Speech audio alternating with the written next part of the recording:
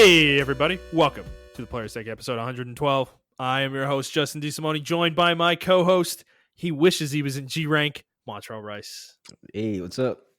How you doing, man? How are you doing this week? After surviving the fucking Twitter wars that I was in last week, I'm doing a hell of a lot better. I'll tell you that much.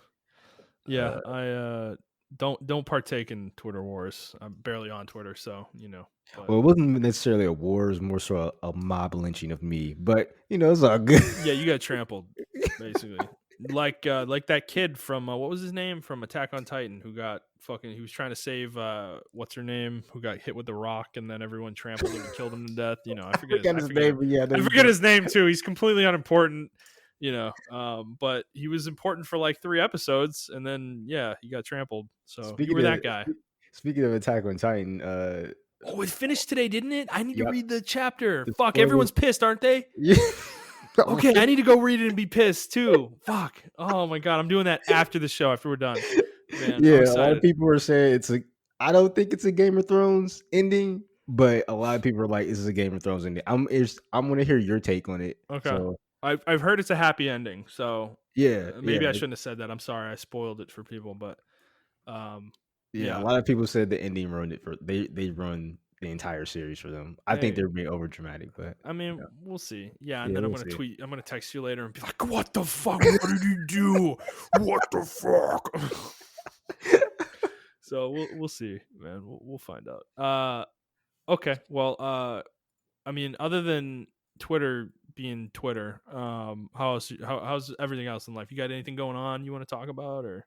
No, I'm just been playing, video games and stuff like that, and video games. Yeah, I'm surprised. I don't know if have you ever had a kitten? Like, was Miss Kitty a kitten when you got her? Yes, she was a little baby kitten. Bro, Silas so cute. You're so big.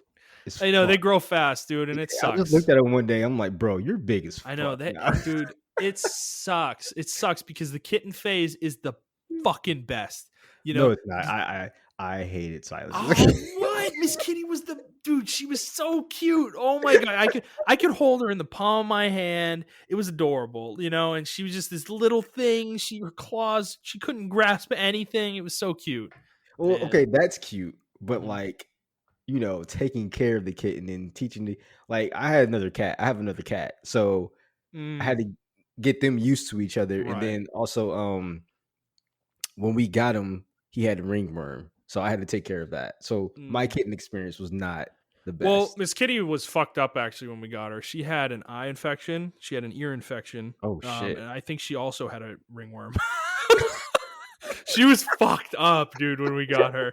And it was actually we almost didn't because my wife was really concerned that she wasn't going to be okay.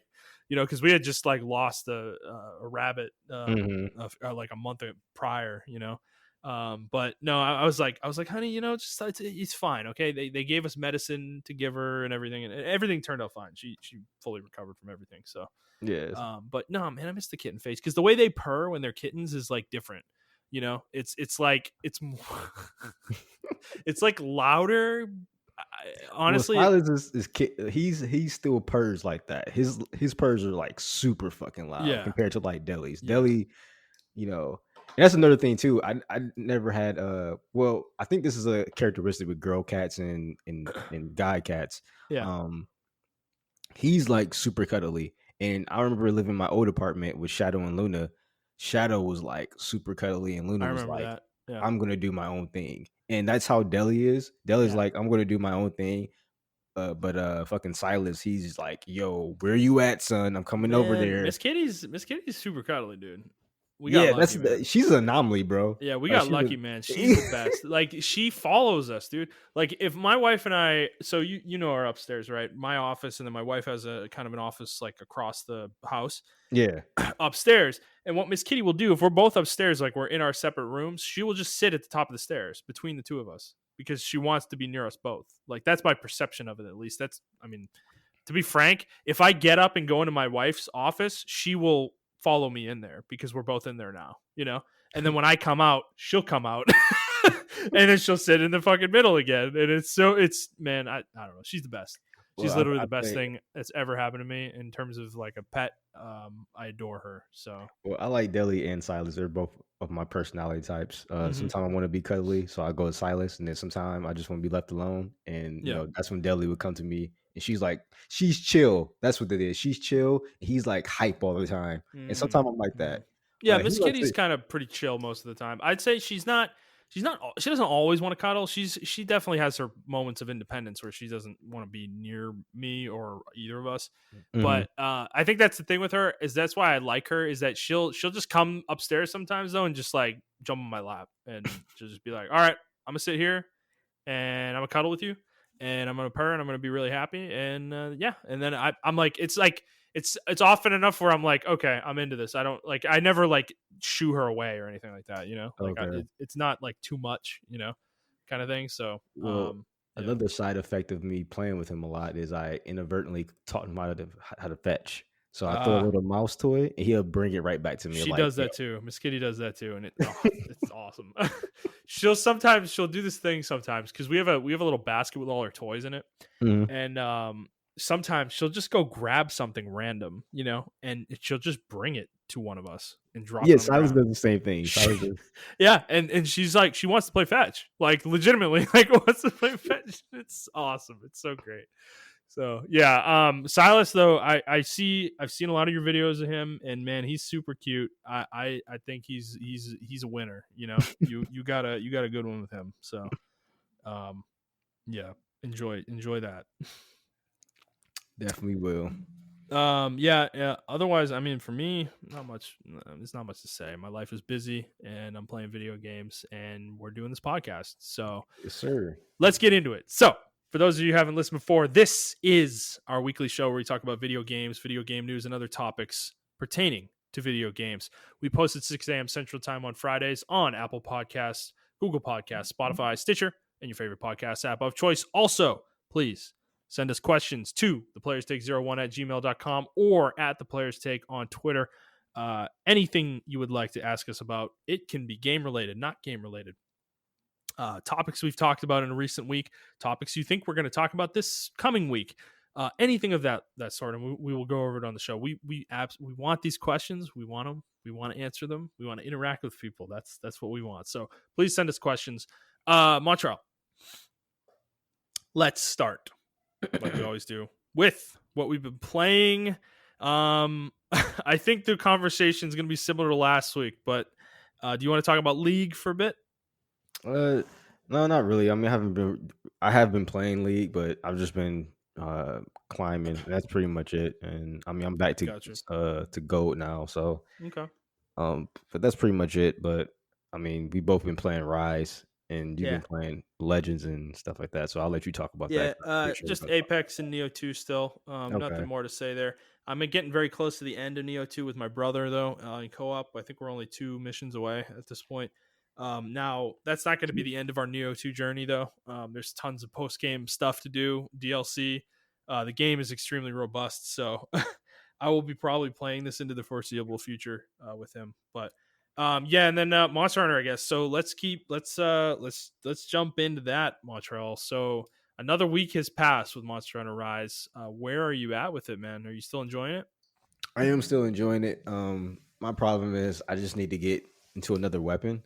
I think I'm burnt out on the hammer. I've been playing hammer for about maybe the last 5 Monster Hunters. 20 years almost. Yeah, you're right. Yeah. Yeah.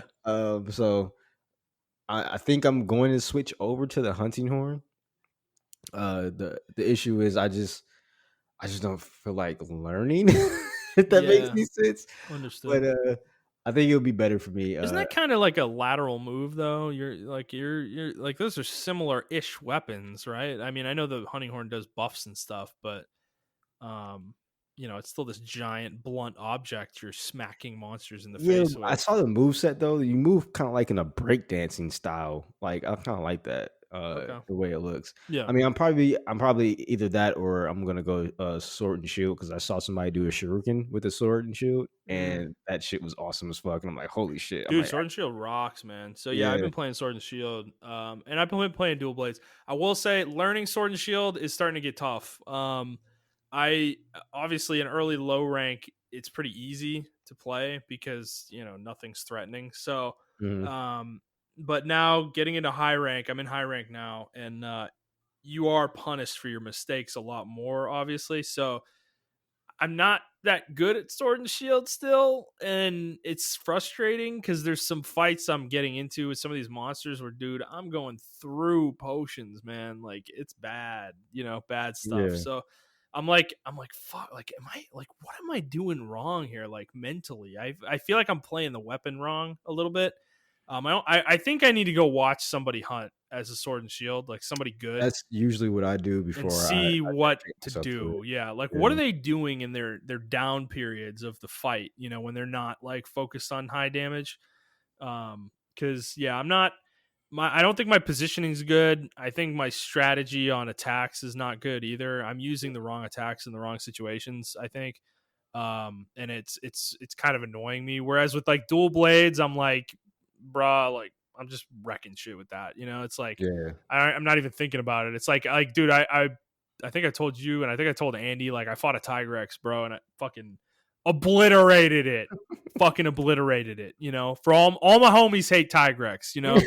Because yeah, I fucked that motherfucker up, dude. And I know it was low rank, but he barely hit me. Forget about fucking damage, dude. He wasn't even touching me. I fucking destroyed that motherfucker. So, yeah. So it's like dual blades. It's just like I know it like the back of my hand at this point. It's kind of my go-to weapon when I'm in a pinch, and the monster's hard and I'm having trouble with it. I have been playing it a little bit more than Sword and Shield lately because of the learning curve that I'm having trouble with. So I kind of gone back to that a little bit. I want to pick up a third weapon, and I tried bow with you guys on a few hunts, and I don't like it. I don't think I like it Yeah, it's in just I in don't in think Rise. it's good in Rise. A lot of people say it is, but to me, it's just I don't know. It's underwhelming compared to what I thought they were Yeah, gonna do with the like the wire yeah, stuff and everything. They just didn't yeah. do too much with it. And I So just feel like control on a Switch is not as good as like a PS4 was. yeah, yeah, that's true. I don't think it's as easy to aim and things like that on it, and I don't know. I don't think it just doesn't feel like a great weapon for me. So I'm not sure what I'm gonna go for as with the third weapon. Because I've been thinking about Charge Blade and Switch Axe maybe, or maybe Longsword, any of those potentially. So I haven't really dabbled in any of them though, but I really do want to learn another weapon because I think going forward with Monster Hunter, I want to really I don't want to use the same weapon the whole game. I want to have different weapons for different monsters and different situations. So that's kind of what I want. I want to become that kind of hunter, who can play multiple styles. Yeah, yeah. That's what I really want. The reason, I mean, because it was easier on the older games, like because you didn't really have a diverse. I mean, they have mood sets and everything like that, Hmm. especially in Generations. But I feel like it was just easier to switch to another weapon, Hmm. because their move sets weren't as complicated as it is in the World slash Rise system now that we're engine that we're using now. Yeah. Because like for Rajang, I never fought Rajang with a hammer. I always fought him with sword and shield because that's like the easiest weapon to fight him with. Mm-hmm. Um, Yeah. I'm kind of bummed about Bo because a lot of the flying monsters, um, there was a period in Monster Hunter 4 Ultimate and then Generations mhm. where I was using Bo in those games. Yeah, I remember. And Generations, like I played Bo, I think exclusively You in did, you Generations. did, Actually, yeah. I didn't even play dual blades at all in that game, and that was the first for me. But I found the weapon to be really effective in that game, and it worked for me, and it worked for the party we had too. So I really like that, but I just feel like in this game, I don't know, it just like Bo just doesn't have the oomph. Yeah, I think that's what it is. It's probably super effective, but it just doesn't feel effective, if that makes any It doesn't sense. feel good. Yeah. Yeah, and I think it's a boring weapon too. You're not doing a whole lot. You're just kind of like charging up, shooting, and then you dodge when you need to, which gives you an automatic charge level, and then you charge up and you shoot and you charge up and you shoot. Yeah, especially if you're in the You use your party. Dragonator when the monster's disabled in some way. It's like, okay. It's way funner in World, especially when you're doing Yeah. solo hunts because you have to Mhm. dodge and you have to time your dodges and everything like Well, that. it felt way better in World to me, to be honest with you, because I Okay. remember the speed of it was higher than it is in Rise. you can move a lot easier, and your stamina didn't drain as hard, I think, in World compared to this Mm, game. okay. They Because yeah, did your nerf stamina, the stamina drain on the bow was pretty bad, dude. I was having real stamina issues, and maybe I don't know how to do it. I just don't know the cadence yet of it. But I remember in World though, I was not having that problem at all, really.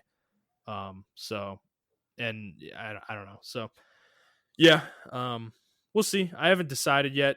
I'm like, I was thinking longsword, but then Jet said he's gonna play longsword. I'm like, God damn it! Like, fuck, man. I don't want to like, play that weapon when he's playing it, kind Yeah. of thing. So, but I don't know. I may start experimenting a little bit more with even other weapons that I haven't tried at You saw all. that Like, I haven't gunlink even thought video I about. sent you guys.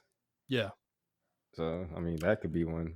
It looks yeah, boring though, but hmm super effective to cut yeah. that But if I target. mean, maybe it's easy though, and you could just like kind of own monsters with it. Yeah. I don't know. Um, Yeah. So, in terms of the game, though, I do want to talk about rampages with you because we have discussed this a little bit, but dude, how do you feel about this mechanic? Because I've only done two, and Mhm. I don't think I like it. I don't want to. I'm not going to definitively say it sucks yet because I haven't done enough of them. We're gonna have to do way more later. I think because you need the rampage tickets, but um right now, how are you feeling about this mechanic? So last week I did not like the rampage mechanic at all. I thought it would Hmm. be fun multiplayer. And this week I actually liked and I thought it would be better multiplayer. And once I played it the first time for multiplayer, it was fun. Now that I understand the mechanic of a rampage, I understand the mission. I hate multiplayer rampage. Hmm. um and I actually love the single player aspect of it because, like Jet says, a tower defense game, like Yeah. one of those old Flash tower defense games that we used to play on like Newgrounds or some shit Yeah. like that, Yeah. or StarCraft. But you're, obviously just a hunter. You got different things, turrets you can put up, and I go into there with the strategy. Like when I see the map, you get like 2 minutes to like plan out everything. Um, Yeah. so that's enough time for me to strategize what I'm gonna do, when I'm gonna use certain heroes, and things of that nature. I Hmm. don't like multiplayer because they can also put up turrets and stuff and destroy your turrets. Yeah. Um, so if it's not a good person who doesn't know what they're doing, they can mess up your whole setup and your whole strategy that you have laid out. Um, Yeah. I mean, you need to play with us, right? So we can kind of come up with a strategy together, yeah, I think, exactly. and But s- execute it. but single player, I like it because it's just me and I set up turrets to where now I can set up stuff to where I know they can't get past the first gate. Only time that they get past the first gate is like an apex comes through. That's it. Hmm. But besides that, I think the apex is the thing that I don't like. And maybe it's because I'm scarred. When I hear apex, I think of Apex from Generations. Yeah, yeah, right. Oh my God, yeah, yeah. And Me and Ruga fucking murdering us. yeah, the Yeah. fucking Apex, like how they had certain, like you remember when the Tigrex's mouth was a fucking Yeah. inflamed or Oh whatever. yeah, It yeah, was yeah. Oh yeah, powerful. dude. No, yeah, I Yeah, remember. I so remember. Yeah, yeah, but well, so the apex is my problem with the whole mechanic of rampages. Is mhm. that I think it's really fun until the apex comes out, and then the game becomes the dumbest thing I've ever seen in my life. When you're solo, because that's what happened to me, dude. I was doing fine. I was doing my 3 to 4 star rampage quest that levels you into high rank. And everything was fine. I was doing perfectly fine. I was holding the first gate. I had no issues whatsoever. They got to like the main gate in the back, and they were doing some damage to it, but I killed everything. And then the apex comes out, and I didn't know there was a second area this time when I was doing this because I'd never gotten there. So the apex comes around and destroys the gate within like 2 hits. He's doing Mhm. way more damage than anything else up to this point. And then he just runs forward, and I thought I lost. So I just kind of was like standing around, like, what the fuck, dude, And then I realized like there's a whole second area to go to, and I hadn't set anything up there. So I'm like running around, scrambling, putting up turrets or whatever. And then I put the manual turrets up, a couple of them, and I'm trying to attack him, and he's attacking the gate, and then he like aggroes onto my turret, and this is when I started wanting to throw my controller because like the cadence of this was such that it was an Argyros, and he was coming up, he was doing his attack, and I guarded a couple times, but then I missed one guard, and he like hit me and knocked me off the turret. And then I never was able to get back on my turret because he would just stand there and hit the fucking platform. And if you're on the platform he's attacking, you take damage regardless of where you're standing. You could be in the fucking corner and you take damage, like, because he hits the whole platform and it like shakes it or whatever. And that part of the mechanic is the dumbest fucking thing I've ever seen, because I couldn't get back to the fucking turret. He kept hitting the platform. And unless I dodged perfectly to get iframes, I couldn't even avoid the damage. It was so fucking irritating. So then I ran away and I put a turret in a different spot, thinking, okay, fuck it, maybe he'll just stay over there and or hit some of the auto turrets, or maybe he'll go back to the fucking gate. I don't know. I put another turret down. He immediately runs over to the new turret I put down and does the same fucking thing to me. Like, was I doing something wrong, dude? Like, I didn't get it. Like, I was like, what am I missing here? Because this they got sucks a mechanic dick. where you can guard on that turret. Like, yeah, I know. It doesn't work that well though sometimes. And if you miss a guard, you get thrown off the turret. So it's I don't know. I wasn't digging it. I wasn't digging it, man. It was frustrating. No, It was very frustrating. And it's hard to fight because it's super big. Yeah. They're Well, you bigger can't. They're harder to stagger too, so Yeah. you can't just like spam them with the stagger bullets the way you can with the little monsters, or the less powerful ones rather. He just kind of tanks through it, and then he hits you, and you're fucking off the turret. It's like I don't really understand the design philosophy here. Like, maybe this mechanic was this whole thing was intended to be done multiplayer, and I kind of get that, but okay, then why are you even letting people do it solo? If that's the case, because it didn't feel good to me. I don't know. Maybe your experience is different. Maybe you're better at this than I am. You probably are, to be honest with you. But like, I guess I need to try another one and see, because this particular one was, because what ended up happening too is I was getting so wrapped up in the Apex that Acnosoms started building up, like they were flying in the air.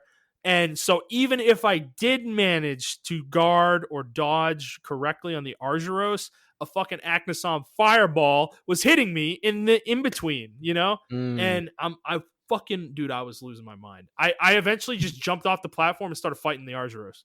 Like, well, yeah, that's what you have to do. Yeah, the thing I usually do at the end.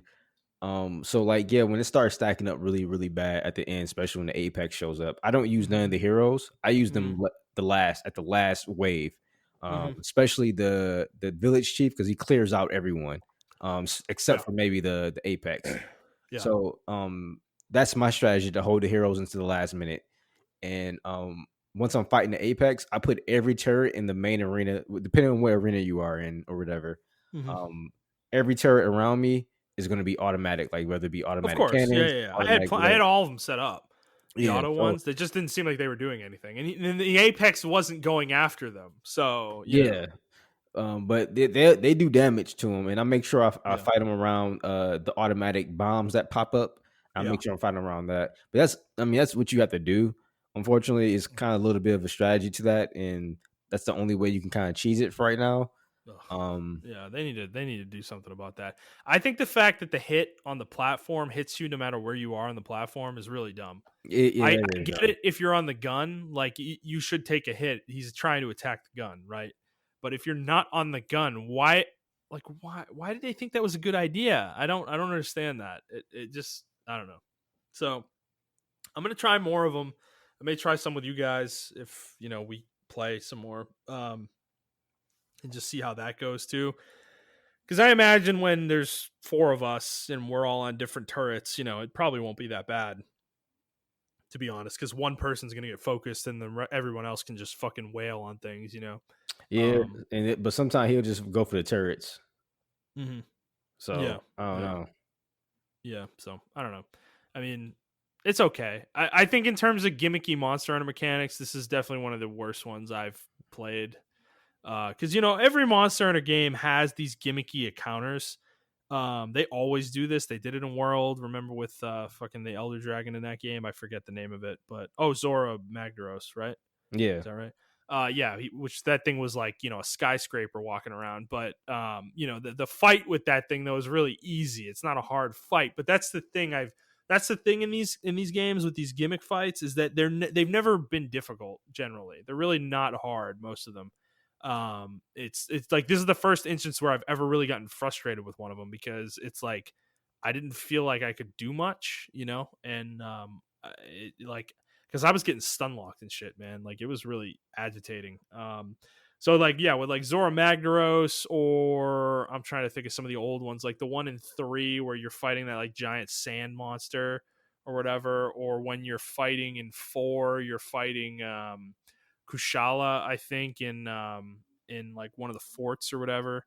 And then in Generations, there was a lot of those actually. I remember like they had like the one for Monster Hunter 1, I think, in there. I forget the monster name, but it was like in this giant like castle or whatever, and it was this really dumb fight, but it wasn't like hard or anything. So I don't usually mind them, but in this case, I don't know, it just kind of pissed me off. So Yeah. I mean, I don't mind this mechanic. I don't think it's the worst one. I still think World has way worse mechanics, but well, I mean, okay. Well, to be fair, 3's underwater fighting is the worst mechanic ever in Monster Hunter. We can all agree there. I keep forgetting about that game. That's because I blocked that shit out my Bro, head. it's such a nightmare. I was thinking about that game. I was playing the other day, and I was thinking about that game, and I was like, bro, did we really fight monsters underwater? Like, was that a thing we all did? Like, Yes, I'm like thinking about how slow you were, like underwater. Like, did you move like a fucking like you were a fat man in like a fat suit, like a weighed down fat suit too? I don't know how they thought like, that was like a cool mechanic. bro, I remember fighting the Leviathan monster. I forget the name of it or whatever, but it was like that electric Leviathan monster. Yeah, I think it's like the Laguarius. Oh yeah, Lagiacrus or something like that. Lagiacrus, there you go. Yeah, and I remember fighting that thing, and I remember I played it. I remember I fought it as dual blades, and you were underwater the whole fight. Like he doesn't come above water unless you drive him that way, and it was a really. So I remember fighting him though, and I remember how fast he moved, dude, and the like AoE range of some of his attacks was absurd. You couldn't get away from him, It was like, what were they thinking with this? Like, I don't know. So yeah, that one's worse. Definitely worse. Absolutely worse. Because at a certain point I gave up on dual blades and I just started playing Lance, bro. I've never played Lance in any other Monster Hunter game, but 3 was the one that drove me to play Lance because I was just like, fuck it. I'm just going to stand my ground, take the hit, poke, bitch. Like, and that's what I did, because it was effective. So yeah, I don't know. I think I kind of wish they'd get away from these things, frankly, to be honest, and just focus on the game, making the game better. Well, I feel like they think, which I guess to a certain extent they do. They have to make some kind of gimmick because like the base game can just get boring. I think they did with all they could with the first 3 Monster Hunter games or the first couple of Monster Hunter games, from Monster Hunter 1 to 2 all the way up until Freedom Unite. Those are like pure Monster Hunter experiences. I recommend those to any Monster Hunter game enthusiast. They don't have any gimmicks or anything. They're just like pure Monster Hunter. Like you have your weapons, and that's the fuck it. Like you go out and hunt. There's no like underwater mechanic. There's no wire bug. There's no fucking clutch claw. There's no mounting or anything. Oh, that actually sounds nice, dude. Yeah, it's which one did you say? 1 and 2? 1 all the way up into Freedom Unite for the PSP. Yeah, okay. So like those are pure Monster Hunter experiences. Even if you want to, you can get the Monster Hunter Portable Third, which uses like the move set from Tri, but it doesn't have any underwater thing. So it's still like a pure Monster Hunter experience.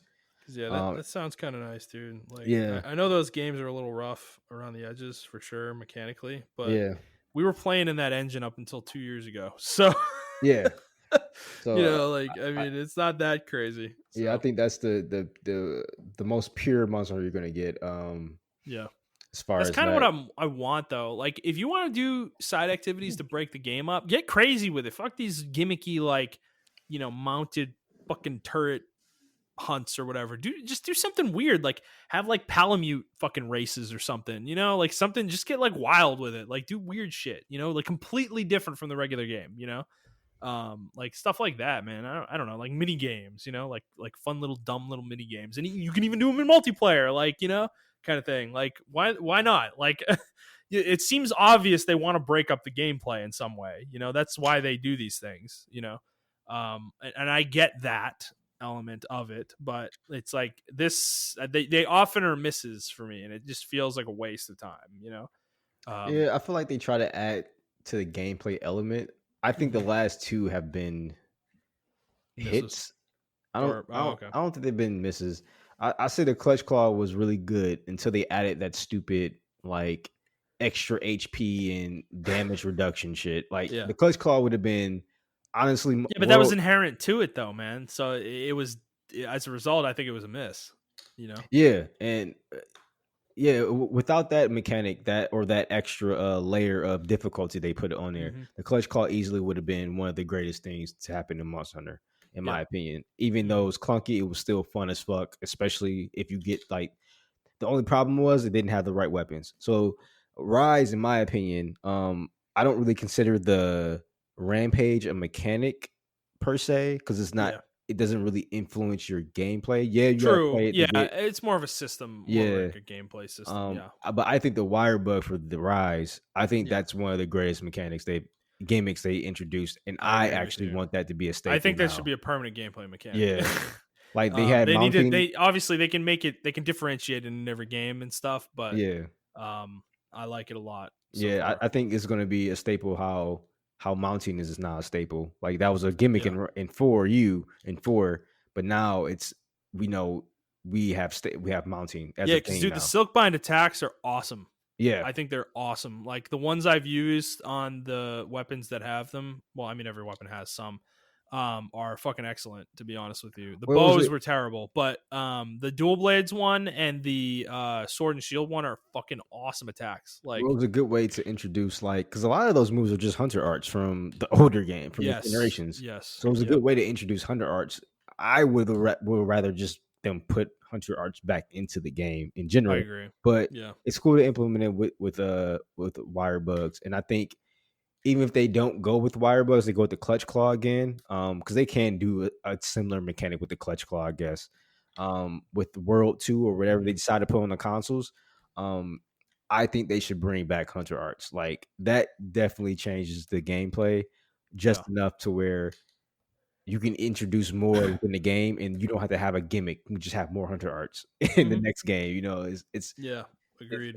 Yeah, It's just the mechanic of the game permanently. Like yeah, it's just part of the exactly. experience. The way mounting is right. Exactly. I agree with you. I also think the stuff they've done with mounting, when you mount a monster now, I think they need to make that permanent too. I actually really like the way they've done that. You can fight other monsters with the Oh monster. yeah, Like yeah, yeah. that feels so natural, even though it's really weird and kind of doesn't make sense in the world. It's I think it's a good mechanic though. And I think it works. No, you're right. Yeah, it's pretty cool once you understand it. Um, I don't know. It's just one thing I do want them to bring back. If they're not going to do like wire bugs or anything like that, besides the hunter arts, I really, really love the stances. I think they should bring that shit back. Stances Mm, were hmm really cool Yeah. in generations because they definitely added a layer of gameplay. You can have one weapon, but it has like 4 or 5 different stances. I can't remember how many it had. Yeah. Um, They did. but each gameplay element was just super different, and each person used it different, and it was just super cool. And I would really love for them to like bring that back in some way. hmm Yeah, that'd be cool. So, Yeah. are you still 4-star in the hub? Yes, because I haven't actually been playing.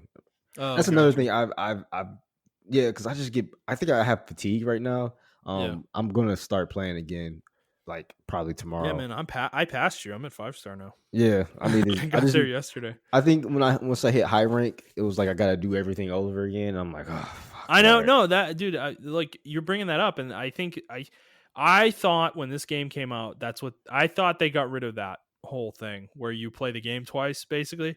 I thought low rank was like, the like 1, 2, 3 stars was like the little baby monsters through like some of the low and mid tier monsters, and then I thought like 4 to 7 stars was high rank, and that was like you getting into the big boys, the mid to bigger elder dragons and shit at the high end, right? I Yeah. thought that's what they were doing, but then turns out that's not the case. They just think I read their explanation weird, I guess, at the beginning of the game. But what I want to see in the next Monster Hunter, I think, is I really want to see that is I think it's really unnecessary to make us play the game basically essentially twice. Like, because what reason is there to make me fight a low rank version of everything and then a high rank version of everything and then a fucking G rank version of everything? Like, I don't like what I don't really, it feels like a Monster Hunter tradition at this point that's like nobody questions, but it's like, why? Because to me it's a waste of my time, and I understand they want me to play the game as long as I want or as long as possible, but like, dude, bro, the game could still be 50 hours. It's like, that's plenty of game. I don't need to play the game for 400. Like, I think that's like a an obnoxious part of Monster Hunter that's like the expectation that you play the game that long. It's like, I mean, I got a life, dude. Like, I got other things I want to do, So Yeah. that like fatigue, I understand where you're coming from, man, because I felt it with other Monster Hunters before, where you play through low rank and then you're like, oh god, I gotta fight like baggies again and fucking Ludroth and shit again. It's like, I already fought these fucking monsters. It's like, like, there's nothing different about them. They have like a couple moves and that's it. Like, there's really nothing special about it. And I don't know. I don't think it's necessary for the game. And frankly, if you're gonna do, like, to me, I'm not saying get rid of like high rank, G rank, like get rid of low rank and high rank either. I'm saying, like, just instead of making us do it 3 times, make us do it twice. Where you have low rank and high rank are integrated into each other, and you have that be one continuous like set of ranks, where you fight monsters that consistently ramp up in difficulty. And then when you come up with your G rank expansion, that's when you make us do it again. Yeah. Like, I think that makes sense. I mean, am I crazy? Do I sound No, crazy? no, you Like, sound you make sense. I don't know how they would do it. I think the whole point was like to have low rank and high rank armor. My thing is like just make it to where if I get like low rank armor or low rank say like you have a low tier rank that you said, right?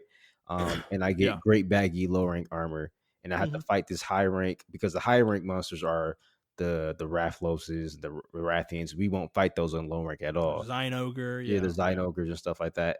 I can Mhm. upgrade my armor to the high rank version of the great baggy armor. I don't have to fight it 20 times. I mean, I have to probably fight it, 20 times or whatever. But I can do that with like armor spears or something like that. I can just Yeah, armor you spear can up. introduce another mechanic that keeps the armor types, Yeah. that like keeps the different tiers of armor. You don't have to do it the way they do it. Yeah, exactly. There's ways they could do it. And yeah, maybe you fight the same monsters more. Well, ultimately you fight them the same amount, but it's just like all at once rather than like split between 2 different ranks. Yeah, And maybe exactly. that would be more annoying to people. I don't know. It might be something to test for sure. And maybe they have tested this before. I'm sure they've talked about this actually. But it's, I don't know. I'm just getting weary of the formula there a little bit, and it was happening to me early in the game. I'm much more into the game now than I was. I'm really feeling it now. I'm really having fun with it, to be honest, and I'm really looking forward to getting to 7 star and doing the talisman farming and stuff and gem farming. But yeah, I know what you mean. I don't blame you, dude. Like, I mean, Monster Hunter is a lot, and to be funny, the funny part about it is though, is that we keep joking about this game like I'm calling it like bite-sized Monster Hunter because it's short, dude. It's fucking short, man. I got through the village in like 20 hours. 6 stars of the village I got through in like probably 20 hours or less. And And I'm already 5 star in the hub. yeah, and I think they did that because of the other whatchamacallit. Because it's on the Switch and it's portable and everything like that. Yeah. So Yeah, and I mean the monster roster is not that large either. It's I think that's my point ultimately, Montreal, is that like there is a large enough catalog of monsters in Monster Hunter where you don't have to, you could have 60 monsters in the game and split them between 7 stars, like you know what I mean? They have enough of these monsters at this point. Yeah, and that's what I'm So saying. They probably just like you said need to introduce a new armor system. You mhm, can upgrade the low rank armor to a high rank version, and then then once we get to G rank, we have to do it all over again or whatever. And I don't right. mind that part because usually G rank has different move Well, sets. G rank's special. They always put more effort into G rank than the E other ones. Exactly. So, Yeah. um, I don't mind that. One thing I want them to do though, which they used to do with the older Monster Hunters, is just bring out G rank from the get go. I agree. I really Yeah. don't like I have to wait a year for G rank to come out or 6 months or whatever. If Monster Hunter gets delayed, a couple months to a year because you want to put G rank in there, I would gladly wait for that. I want to That's not play. their model though, dude. Their DLC model. Yeah, It is that's how they make their money. They sell the game twice, basically. That's what they do. Nintendo does this with Pokemon, and I think this is Capcom's way of monetizing Monster Hunter, without putting actual yeah, because I guess the other choice game would be to altering put fucking microtransactions in it. Yeah. microtransactions in there, and Mhm. Monster Hunter can get. We were talking about it off air how they can get really egregious with microtransactions. They really Well, wanted there to. are microtransactions in the game, by the way. I'm not like they're not super obvious, they're not in your face, but there are cosmetic microtransactions, and there are a Which I lot of don't them. mind. So I I mean, don't either, but they're there. Just pointing it out. So yeah, I mean, we'll talk more about Monster. We've been going for a while now, so we'll talk more about it in the coming weeks as we get deeper. Hopefully by next week we'll be closer to the end of high rank, maybe, but we'll see. So let's get into the news. Montreal, we got some good news this week. Our first story happened right after we recorded, I think, last week. And This is a huge story, and I think there's a lot of players out there, gamers out there, who are in denial about how big of a deal this is. So Microsoft announced on the Xbox news blog last week that MLB The Show 21, yes, that MLB The Show, the Sony exclusive that is made by Sony, is going to be on Xbox Game Pass on day one, April 20th. That is like less than 2 weeks from now. And that is it, man. I mean, there's not much other context to put here. We'll get into the details of here, the nitty gritty. But I mean, Montreal, what were your thoughts when you saw this, dude? Sony's not having a good couple weeks, man. They're not having a good year, Yeah, bro. Microsoft is throwing haymakers now. Like, they're it's not. fucking Yeah, nuts. they're throwing haymakers as far as like service and stuff like that. Mm-hmm. And I mean, to be honest with you, I haven't really touched my PS4 in a while. Besides like playing Neo 2, but Yeah. besides that, I haven't really touched Mm-hmm. it in a while. Yeah. Um, but yeah, I don't know. Like this is huge, and it did come out. I did read a little bit into the article, and I don't know if Sony said this or in the article said it, but I did read that it wasn't actually Sony's decision to do this. It was MLB's decision to Right. do this. And that would make sense. Sony said it. So this was actually from Inverse. I don't know this place, but they're the ones who broke this. They asked Sony, and Sony replied to them and said, "quote As part of the goal for this year's game, MLB decided to bring the franchise to more players and baseball fans. This decision provides a unique opportunity to further establish MLB The Show as the premier brand for baseball video games." And now, further context here. We knew about this. We reported on this show, a couple years ago, when the news came out that Sony had made the announcement that these games were coming to other platforms. They did that in 2019, and they said 21 was going to be the earliest it would happen. And here we Yep. are. It's Hmm. 2021. So we've been following this, as it happened. But so yeah, Sony's putting the onus on MLB, and that makes sense. Sony would never do this. They would have never done this. I think that the wild part about this to me is that, like, I can't believe it was even an option for Microsoft, because when MLB came to Sony a couple of years ago and started squeezing them about the license and was like, hey, put this game on other platforms or we're going to take the license away. Even though, like, that's not confirmed, but I mean, it's pretty obvious. There's no other way this would have happened if they didn't do that. So when they were negotiating at that point in time, that Sony's lawyers did not like force a stipulation in a clause somewhere in the contracts saying that you cannot put this on Game Pass or some service similar to Game Pass. It has to be sold like a $70 boxed video game, Like they didn't have any kind of protections like that in any of the language or any other contracts with MLB related to this. I can't fucking believe that. It is a humongous error on their part because of that. This is, I mean, there were people I've talked to that don't think this is a big deal. No, sorry, fuck off. This is a huge deal. This is massive, bro.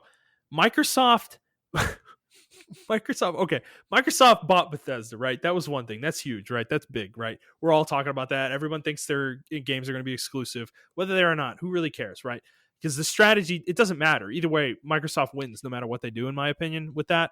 But here, it's like they took Sony's game, the game Sony is making, like literally it's going to have Sony's logo on it, and they took it and they made it a better value on their platform. Like getting it on Xbox is easier than getting it on PlayStation. That's what? You're right. I didn't fucking insane. Like That's fucking insane. So, like, I know this is like a totally unrelated story, but it's kind of related. Outriders is on Game Pass right now, and that's getting relevant though. Yeah, it is. So that's getting like huge reception. Like the game is really fucking good. A lot of people like it. I'm probably gonna give it another chance. Yeah. When I get an Xbox, I think I'm gonna check it out. Yeah.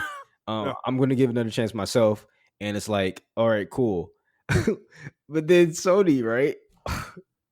Like they come out this week. That's what I wanted to put in there, but it wasn't newsworthy. But I think it's relevant to here. Mm-hmm. Yeah. Avengers announced, "Hey guys, we're gonna be on fucking PlayStation Now." Oh, that's right. No one wants to play PlayStation Now. Nobody. PlayStation fans were pissed because nobody wants to use that fucking service. Yeah. If PlayStation Now, honestly, I'll be honest with you. If they had a service to where I can download the games and play them, that would be a great service. Like that would be one of the greatest services to counter the Xbox Game Pass. They don't though. It's streaming only. And when Avengers announced that, it is not even like a PlayStation Plus game. Like PlayStation Now, like this is your big announcement. Like, yeah. Even Sony fans were like, bro, I'm not about to buy PlayStation Now for this. Like, I'm not. Right. Yeah, because dude, like anybody that has an Xbox at this point, I feel like it's silly not to have Game Pass because it's like $10 a month, like on the actual Xbox. So you might as well have it. So that's my thing right now. It's like, dude, did you hear what I said earlier when you mentioned Outriders? Is like I'm going to try it when I get an Xbox. I didn't say I'm going to buy it on PlayStation. No. I'm going to buy an Xbox and then I'm going to get Game Pass and then I'm going to check out this game that's on there because it's on Game Pass, not because I like I'm genuinely interested in the game, but I don't want to spend $70 on it. Exactly. Hell no. Fuck that. So like Microsoft's winning, bro. Like that's them winning, like that mental shift is happening in my brain, man. I'm really looking forward to getting my hands on an Xbox because dude, the more they do this, like Outriders was a big deal. And this is way bigger. MLB The Show is way bigger, but Outriders was the tip of the iceberg, like that was like our first sign that they're going down this route because that's a game day and date they got on Game Pass, and it's a better deal on Xbox than it is on PlayStation because it's $10 a month, and it's not the only game you're paying for $10. Like you're getting everything else too. We called it. Their whole strategy is to get more people in the ecosystem, no matter how they got to do it. Yep. Yeah, your game may sell more on PlayStation for physical units or digital individual units sold, but I have 1 million more people on my platform because they're using Game Pass. So who do you think developers are going to come to? Me or you? Yeah.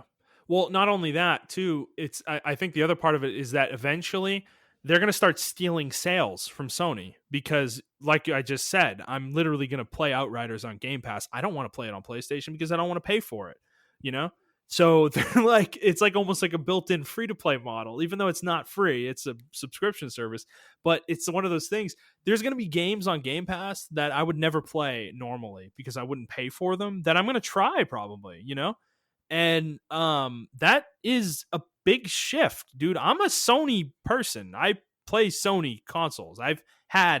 Sony's been my main console for 3 generations now, like that is significant. And I'm literally looking to change that because of what Xbox is doing, and I'm not saying Sony sucks and I'm done with them. No, that's not the case. That's I exactly still what you're think, saying to Sony fanboys right now. That's exactly what you're saying, by the way. but no, they still have the better games, and I'm going to stick with Sony because of that. And I'm going to play a lot of third-party games on Sony as well. But dude, the thing is, once I have both and I'm paying for Game Pass every month, anything that's on Game Pass that I want to play is being played on Xbox. I'm not going to play it on Sony. I'm just not. There's no reason to. Why would I? It's like I don't need to. So it's like I think Xbox is really, this strategy is really interesting, and I think it's going to work in the long term, dude, because I don't think Sony's going to ever have an answer to this, and MLB The Show is like, dude, this is, how, I can't believe this was possible. I cannot believe it. I'm like, I was stunned when you sent this to me. I was fucking flabbergasted, dude. I couldn't believe it. I was like, what? The show? What the fuck? Like, Sony's making the game. Like, dude, like, this is an exclusive. This was an exclusive up until this moment, In the first year, it's not an exclusive on Sony platforms. It's instantly on Game Pass. Like, what the fuck? Like, Xbox is looking to eat Sony's lunch in any way they can right now. Sony's doing nothing. If you thought about it, Xbox could have just said, like, yeah, you can sell on our platform, individual sales, and whatever the case may be. But it took huge, like, they had to shell out some money too, and just to put it on Game Pass, and they did. Sony might be getting some of that money, by the way. Yeah, they are. But the thing is, that was like, fuck you money. Like, we're trying to show you that we're coming for you. We're coming for you. They're sending a message. Even if this isn't profitable for them, they're sending a message. They are. They definitely are sending a message, and the message is received because. To me, like, man, I can't think of a bigger, like, obviously, let's say God of War somehow was on Game Pass. That would be huge, but that's never going to happen though, right? The unique relationship that Sony had with the MLB is the reason this happened, and Microsoft saw weakness and pounced, and it's impressive that they did this. Like, how quickly did they recognize after Sony made that announcement that they were going to go multi-plat? Do you think they were on the phone immediately with MLB trying to negotiate this? Because that's what it feels like, man.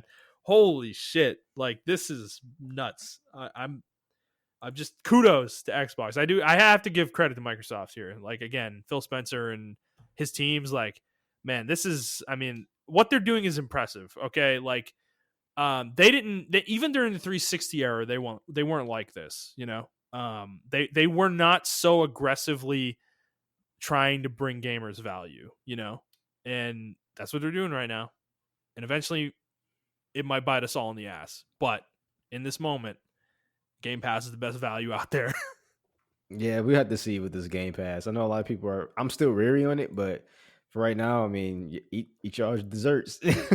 That's why I want to get an Xbox and try it, dude. I want to see, like, what is gaming like with this, we've talked about it so much on this show, right? Game Pass.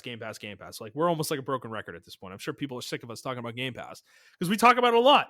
But the reason we talk about it a lot is because I believe, and I think you believe as well, that this is them trying to change the industry. They're trying to change the marketplace, and they're really driving towards something that could really make the industry look different, whereas Sony's not doing anything interesting. They're literally doing the same thing they've always done, that everyone's always done, with games.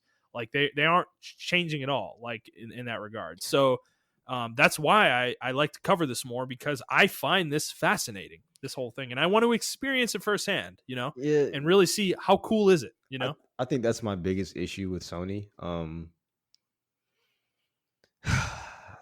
It's hard to say because maybe I'm wrong in this aspect. I guess they're innovators in a different way.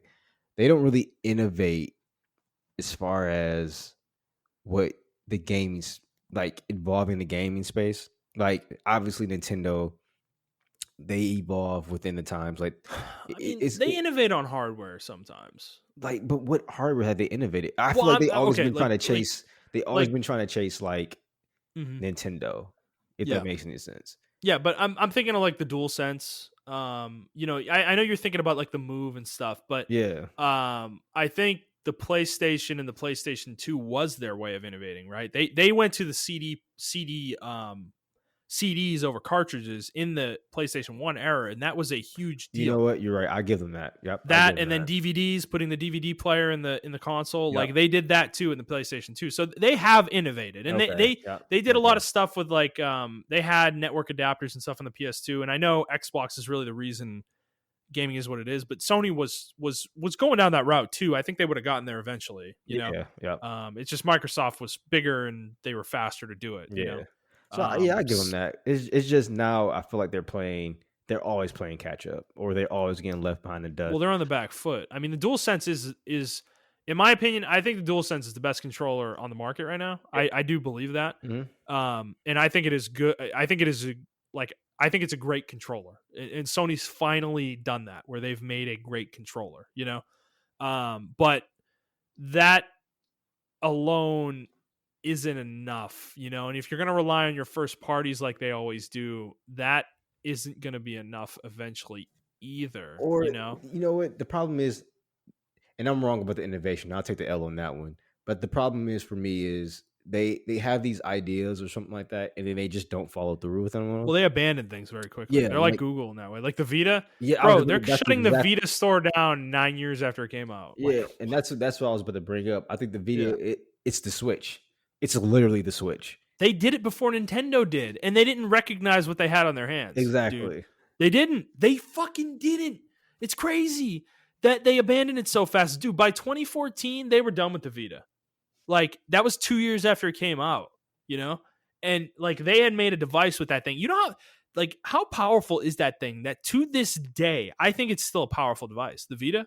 Like it can play PS4 games like streamed, you know? Yeah, Down from a PlayStation 4, like remote play. You can do that, you know?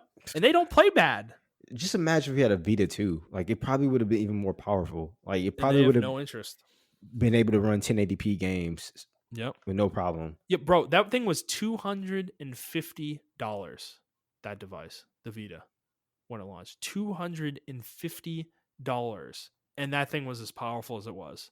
It's one of the most. I think it's one of the most ambitious handhelds we've ever seen, and it's ironic to say that because it's one of the biggest failures in the handheld space we've ever seen. You know, and that's Sony's fault. And it's just, like honestly they did this with like the Move kind of too. It's funny. I say that and I know people are going to bring up VR, but let me like get there, you know, is that they came out with the Move, right? And they were copying Nintendo. You're totally right about that. And they did kind of make it their own, you know. It was a little different from the Switch the Wii controllers, and it was better than those. It had better tracking and stuff like that. Yeah. But how long did they make games for that thing? Like a year Maybe like or a year. two? Yeah. Maybe. And then it kind of fell into obscurity, and then it came back into prominence because of VR in 2015 or 2016, whenever the PSVR came out. That's the only reason the Move stuck around, though, you know, is because it was needed for that device. Otherwise, it was like, you know, they abandoned it pretty quick. You know, it wasn't like a thing. So you're right. I mean, they have a history of that. Like they're not the greatest with following through on things, and I'm surprised PlayStation Now is still around, to be honest. Because yeah, I don't really. I have a feeling it's not that successful for them, but I guess it is what it is on that. You know, I guess we'll see.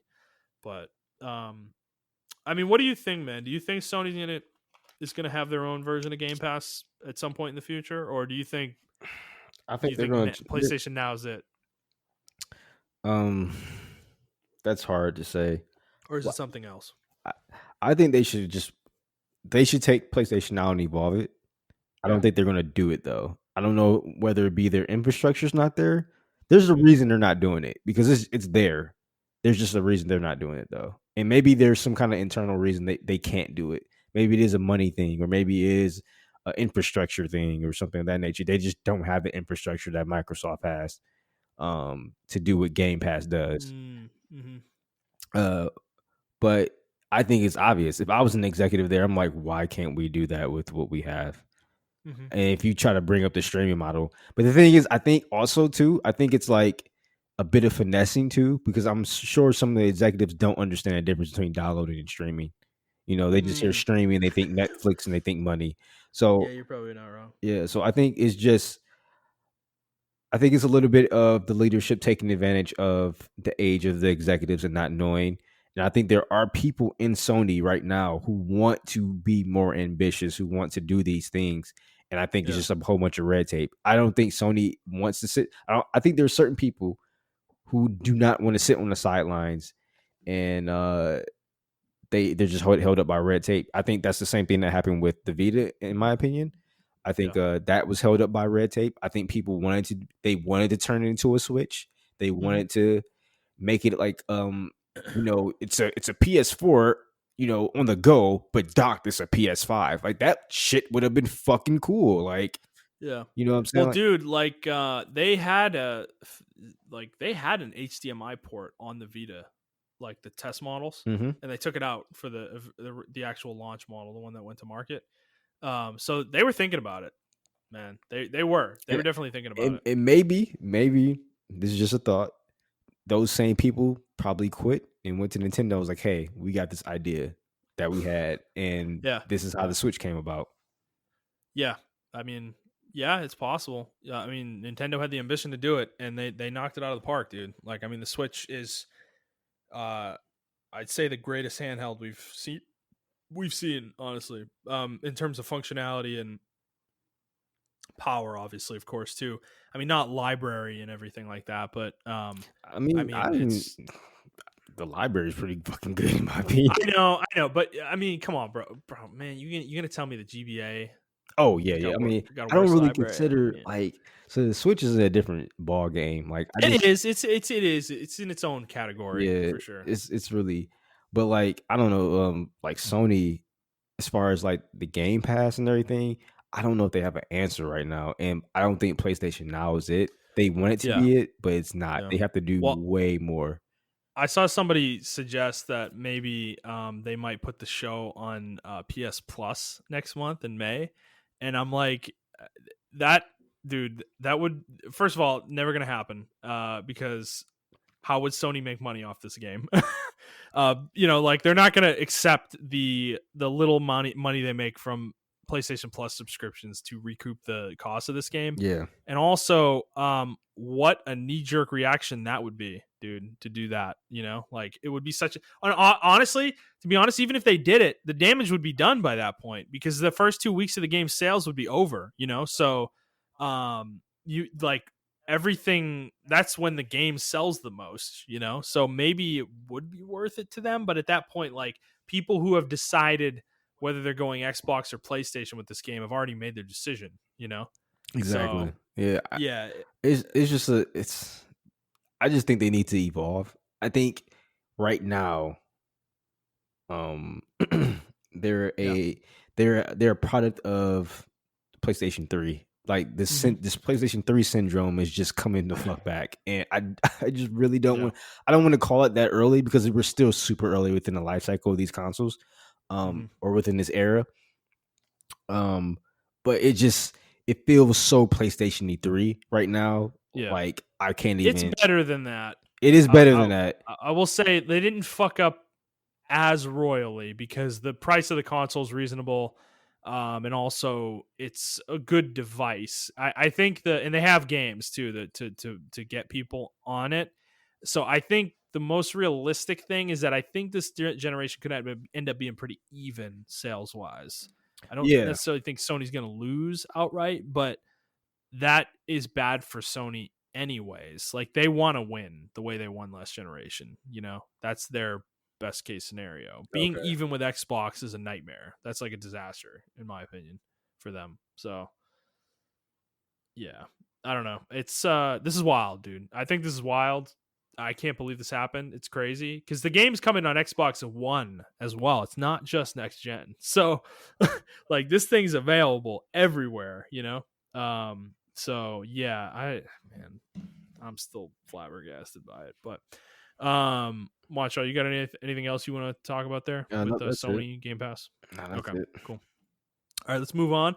Microsoft might be making other moves as well. And this one, dude, I saw this one after the MLB The Show news, and I was like, man, I don't know. So I don't know how much I believe this one because this was reported by VentureBeat, and it was kind of just like thrown into an article about something else. But they are reporting, so VentureBeat's reporting that Microsoft is in talks with Kojima Productions about publishing their next game. And they have a source that is familiar with the matter, quote unquote. So what do you think about this one relative to MLB So The Show? when did you get this article, if you don't mind me asking? This was within the last week. Okay. I saw some Yesterday actually. Okay. Yeah. Because I saw some stuff about it today. And it wasn't this article, it was just people talking about Kojima going over to Microsoft. So they're saying that he may be used as a bargaining chip to get Konami stuff. From Microsoft to get Konami stuff. So I don't know how much of that is true, but if that's the case, then hell, if we get a fucking Silent Hill or Metal Gear out of this shit, please, for the love of fucking God, like that's exclusive on Xbox, or that could be exclusive on Xbox. They would be held as the saviors of getting it out of Konami's hands, though. Okay, so Microsoft, I mean, obviously that sounds like speculation, but yeah. I wouldn't put it past Microsoft to do that because they have a history of it at this point, you know? So because like they brought like PSO2 over to the West, you know, Phantasy Star Online 2. Yep. That game was never coming over here. And the only reason it's here is because Microsoft talked with Sega and was like, hey, we want to fund translating this game and bringing it over the West, you know? And that happened, you know, that was a big deal. So, I think they are capable of it for sure. And frankly, Konami probably has history of PlayStation in a way that might be negative. I mean, Sony is probably more pissed at them than Microsoft would be because that was the platform Metal Gear was on, and Konami ruined that fucking franchise, you know? So I would, there's a higher likelihood that there's bad blood there, even if there probably isn't. It doesn't matter though. If like Sony's not talking to them or ostensibly might not be talking to them, even though there was rumors about them buying the IPs, you know, a few months ago. It never happened though. So if Microsoft were to pull that off, where like they did get Kojima to work on like a Silent Hill game or something, that would be absolutely huge. However, let's put that aside and just talk about just him getting the next game he's making. I think this is still huge, even him talking to Microsoft, because I want to remember he didn't really like Microsoft. I just remember something about that's why he never that's why their games were never on Microsoft platforms. Okay. Yeah, he didn't really care for the Xbox. Yeah, I just remember him like not really liking Xbox in general, or I don't know if it was because it wasn't a Japanese company. I don't fucking know. I just remember leadership. Leadership wasn't great either. Okay. So yeah, it was Don Matrix at the time, so that makes sense. Probably, yeah. Yeah, exactly. This is huge. Just even him being rumored to be in the same room as an Xbox is fucking crazy. But things are different now. He has his own studio, so he can't just think about himself. Yeah, he's independent. Yeah, he has to take it where he can get it, and maybe like Xbox is like, hey man, just make a new game for us, and we'll bring it over. And maybe maybe they're giving him the reign to try something different, which I don't like per se. Death Stranding was something different though, too. Yeah, so, I mean, I'm talking about something different. Point, like Kojima, I don't want another Everwild, right? Coming from Kojima. No, I understand, but dude, like I'm at the point, frankly, with him, like I don't really want him to work on another Metal Gear. We got plenty of them, dude. Like there's tons of them. Go play them. They're all great, wonderful. Like I'd actually like to see what a developer like him can do outside of that outside of those constraints, you know. Yeah. Because Death Stranding is a unique game, even though I didn't get a chance to play it. Like everything I heard about it is like it's a very unique experience, you know, relative to the rest of the industry, and that's kind of what I want out of a guy like him, you know. Yeah. So to me, interestingly to me, I actually kind of disagree. I don't actually think this is that big of a deal, because I don't think Death Stranding sold that much on PlayStation. Like I don't think it was a commercial hit. It was a critical hit, but I think this is more of almost like a moral victory than anything. Like if Microsoft got this, it's another one of those like, oh fuck, you know, they're putting it to Sony, you know, it's like it's just another one of those, you know, it's another nail in Sony's coffin, you know. But I don't think it's like monetarily, I actually don't think it's that big of a get. You know, MLB The Show is huge. That is a very popular franchise that is going to sell a lot of copies, you know, and make a lot of money. So, but I think that moral side of it is still valuable, though. Nonetheless, I think Microsoft. That's what I'm saying about them with the haymakers, dude. They're coming from all angles at Sony right now. Like, there's just like they're not stopping, dude. It's nuts. So, I don't know. Yeah, we'll see, man. I mean, I don't know when we'll hear about this, if it's true or not, but it'll send waves through the industry, I think, if it happens. Yeah, I agree. I don't know. Yeah. Okay. Well, let's move on to our next piece of news. So E3 didn't happen last year. Obviously, COVID was a thing, and it was already kind of on its death throes, I feel like. But it looks like that E3, the ESA has announced on the E3 website that E3 is coming back, and they tweeted this out the other day. So, quote, "Welcome back. It's been hard waiting quietly as we got ready for today, but we are thrilled to officially announce our plans for June 12th through 15th. And then they detailed that they are coming back. There's going to be a digital event for E3, and then a number of publishers are going to be at this event. Let me see if I can find the list of publishers. Ubisoft, Nintendo, Microsoft is going to be there as well. I think EA was on the list. I think Square might be on there as well. But Sony was missing. They are not going to be there, which not a surprise necessarily. They weren't at the last one that was hosted in 2019 either. So, I mean, Montrell, what do you think about this? Are you excited about this? Do you want E3 back? Yes. No. Yeah, I'm so on the fence with this. Yeah, I understand. No. So one part of me says no because now we have all these digital events that's going on. One part of me says yes because all those digital events fucking suck. Like every single one of them has missed for the last year.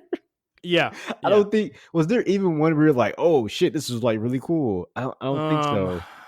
Yeah, I mean, even Microsoft's wasn't good. Yeah, wasn't that good. Yeah, I'm thinking about Microsoft. I mean, Square Enix's was pretty good when they announced Final Fantasy 16. Yeah. Or was that Sony's? Yeah. That was Sony's. No, actually, that was Sony's. That was Sony's event. Yeah, I mean, I guess you consider that good because they announced Final Fantasy 16. So, yeah, but that's like the highlight, right? So, yeah, everyone missed for the last year. They just couldn't get it. I don't know who's running this shit. I don't know if they need like to teach classes on digital events. I don't get it. I'm not in the industry like that. So, if someone's in the industry or knows a lot about that, please educate me. But from a viewer standpoint, everybody fucking sucks. Everyone, every single last one of you fuckers. So please just go back to even E3. Nintendo sucks, man. Even Nintendo, and they've been doing this for years. Like they were ready for this, you know, and they sucked. Like I don't. So please, just at this point, I was like, I don't want E3 back because it's like a really toxic place. In my opinion, I think it's just like super toxic. After like 2 years ago when we discussed everything that fucking happened, I think E3 is like one of the most toxic places ever, and I thought 2020 was the place to show us that we have moved past the need for E3. But they missed, man. They missed. That's wrong. That's where it's all coming in full circle again. I'm like, well, you know what? We need you guys, And if this event sucks, then maybe digital just fucking It's sucks. done. Yeah. Don't even announce anything Don't even anymore. announce Just do anything. blog posts and, Exactly. And it's then okay. And YouTube it. release a Like, trailer yeah. on YouTube. Yeah. Yeah, That's because it. Just get that. That's all we need from you guys. Yeah. yeah. Cause dude, I'm with you. I think that's where my head is at as well, is that I didn't think we needed E3 anymore either last year. And then the last year of announcements have been terrible and not good and not well presented. And now I'm like, well, fuck, maybe we do need E3, like I don't know, something about the event. It like honestly, dude, I don't think E3 really misses most of the time. It's just that it's so much news in such a short time frame that it's like we had to split our show into 2 weeks to cover E3, And you know like what? that's how fucking bonkers it That's a was, good point. It's so much news within a short time frame. And I'm thinking about like Capcom shit. Like, oh my fucking god, they spent 30 minutes explaining nothing, and you're like, bro, Yeah. what are you Yeah. doing? So it's like with Yeah. E3, they don't have that, right? They just have like maybe a 2 or 3 minute slot to get everything they want to get They don't out. have time. They don't have time to Exactly. do And that. I Right. think they can Yeah. do more with that. If you give Mhm. people like, I think there's an expression or something like that where you give creatives too much time, they come out with shit or whatever. I don't know. Yeah. Yeah. Yeah. But Yeah. like, Yeah. I think that was that's the issue, right? Like, I live up. Everyone has too much fucking time, whereas with E3 is like everything's restricted, and like you said, it's all condensed. So yeah, Well, we're getting hype. Capcom doesn't have an event. Like they're going to like Sony and being like, okay, can we put this trailer in your thing? Like, can Yeah, we put like they did that with Monster Hunter or whatever a few years ago.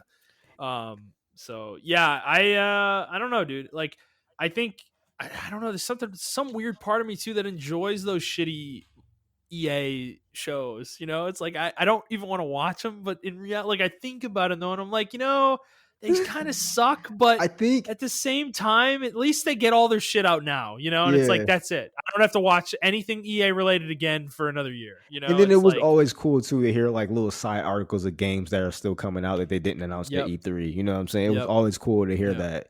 Um, right, or like I do miss the one I miss is Tokyo Game Show. Like that one was the one I always was like really hyped mm-hmm. for. Um, Yeah, so I mean, I don't know if it's just because it is digital that mm-hmm. all these events suck, but you would Yeah, think like, and then maybe too, I think me and you are in like a bubble. We're in yeah, Texas and everything's open here. So we're like, yeah, just fucking do it in the studio where everyone else is like, no, we're still going to be at home and stuff like that. yeah, yeah, yeah, yeah, So I yeah. think that's another thing I have to think about too. Because one of our friends is in DC and half DC still shut down. So it's Mm-hmm. like, and half of Michigan is still shut down. So whereas with us, we're Well, like, I think all of California is still shut yeah, down. all of California is Yeah, still shut down. So with us, we're like, COVID who? Like, so yeah. I mean, to be fair, we're not acting like that, guys. That's just yeah, we're the not. state we live. It's The just the state state we we live live in in. right now. But so it's like everything's open, and in my mindset, it's like just fucking go to the studio and do this shit, put a mask on, and Yeah, be fucking happy, But yeah. The fuck, um, why not? I mean, you can social distance and fucking. You need like how many people do you fucking need to videotape a guy talking about games for an hour? Like, I don't think you need that many people, dude. Like, well, you remember Ubisoft used to have like the fucking dance off oh yeah, shit. oh I know, dude. That's what I'm talking about, though, man. I have nostalgia for this. Like that shit sucks and is so stupid in the moment, but it's so fun to make fun of and look back on and how dumb it is. Like, I don't know. There's just something charming about it. And you know It's what? like it Maybe that's is why they kind. do it because they know it's gonna Yeah, get buzz. Like they know I it's. don't know. That is why they do it. They know it sucks. They probably know it sucks. Like they see everyone talking shit about it. It's like, but they do it anyways, and I think it's because they know it's buzz. Like good, all press is good press. Like Yeah. it doesn't matter whether it's positive or negative. So I don't know, man. I don't I'd say let's give it another chance. Let's see. Maybe in a few years, if E3's been going on for another 5 years or something, and we're all sick of it by 2026. And God, I don't even want to think about that time. Jesus. But yeah, like we're all sick of it again, then maybe we'll get back to this point. But I don't know, dude. I kind of missed it last year. I did because the thing is, like, we still get announcements throughout the year when E3 exists. It's not like that, like it monopolizes game announcements. Like there's plenty of other events, like the Game Awards is becoming a big one. So it's like we have these I think we have a great cadence where we can have E3 in June and then the Game Awards in December, and that's 6 months apart. And you can kind of have these two big things where you announce stuff, and that's really where the announcements are focused. And then throughout the year, you have these other little events, like little digital events, and Nintendo will do a direct here or there, whatever the fuck, like that. I liked that, whereas the way we have it now, it's just like this fucking hodgepodge where like it feels like a lot of these companies were announcing shit around the same time, and then there's like 4 months where no one announces anything, and it's like I don't know. And then like Capcom comes out and has this like 10-minute thing about Resident Evil, and they don't tell you anything. It's like fucking like what, dude? And then Nintendo comes out and they don't talk about any fucking anything anyone cares about except for like Zelda Skyward Sword is the biggest announcement coming out of it. I guess Splatoon 3 technically too, but it's like, even when Splatoon 3 was announced, everyone was like, okay. Yeah, whatever. Is anybody talking about that right now, No, dude? Like, I haven't seen anyone. I've seen no one talk about Splatoon 3 since that thing was announced. That's exactly what I said on the podcast. I said that shit. I'm like, I know you were right. You were 100% correct, dude. Like I think I gave Splatoon too much credit as a franchise because you're totally right. No one talks about it. Nobody's talking except about it. Nintendo fanboys, and they live in this bubble where they think Splatoon. And I think Nintendo they gotta cling to every game they can get, dude. There's nothing coming out right now on Switch. Well, I think Nintendo actually fed into it because like they announced it like it was like some super big deal, and it got like a buzz for like one day or a couple hours on Twitter, and a couple hours is more true. But then like everyone else was like, cool, whatever. And then like I don't. Yeah, you're right. It's just they just been missing like that what was it, Skyward Sword announcement? That's in my opinion that's one of the worst Zeldas because you had to pay an extra product just to get it, right? So I'm going to play it. It's probably like a really fucking good Zelda. I never played it. Yeah, it's probably a really fucking good Zelda. I had it for years in the wrap, like in the game don't, wrap. Don't open it, bro, because it's going to be worth money. I sold it, man. Oh, you did? I had it on the Wii.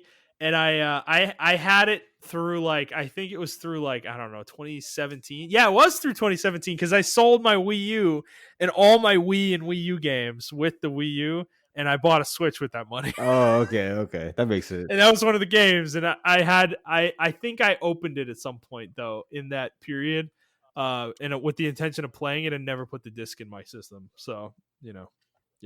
So I don't know, man. Yeah, that game is weird, and the audience, well, not the audience, but like the perceived audience that Nintendo thinks that game has. Like, I remember when they announced that game, or was it Splatoon 2? They were like, they had like, oh yeah, we're gonna esports the shit out of this, pretty much. And I'm like, I think it was, yeah. And I'm like, that game is not that popular. Splatoon 2? I'm like, this game is not that popular. You don't want to esports Smash, but you're gonna esports Splatoon 2. Is that am I hearing that right? Yeah. Okay. All right, Nintendo. Sure, dude. I was just like, they're such assholes, dude. I'm telling you, they hate their fans. They hate them because their fans are like, oh, you're Smash Brothers. Let's get your esports going and online playing. And it's like, no. You don't. No, you guys don't want that. You don't want that. No. Splatoon 2. That's the game we're gonna go hard on esports on. Like fucking God, dude. Like, how many iterations of Smash Brothers did it take before we actually got an online mode where you could actually make a custom game room, and like play online with a custom room, Like, you remember in Brawl, dude, the online in that game was literally like it was a set rule set. It was 2 minutes score mode, and that was it. You couldn't change items, you couldn't change any settings, and that was it. That was the only way you could play online in the fucking Brawl. It was awful, dude. Nintendo. They're so in their infinite wisdom, they drive us all away. But so E3 is coming back. Look forward to it. We'll see if it's good.